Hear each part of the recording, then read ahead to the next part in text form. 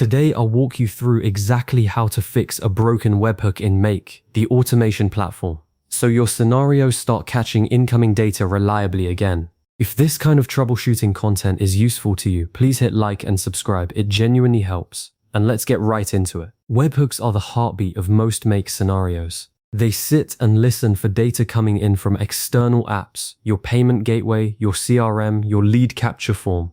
And the moment that data arrives, your entire automation wakes up and runs. When a webhook stops triggering, everything downstream freezes. No new records, no notifications, no actions. The most common reason a webhook stops working is not a bug in your scenario logic. It's a stale or blocked connection. Over time, the URL that Make generated can become invalidated, especially if the scenario was duplicated. The webhook got reused across multiple scenarios, or the external service updated its configuration. The fix is simple. You swap it out for a fresh one. Start by opening the scenario that contains the broken webhook module and clicking that module to open its settings. You'll see a field labeled webhook showing the current connection. Click the drop-down next to it and choose Add a new webhook.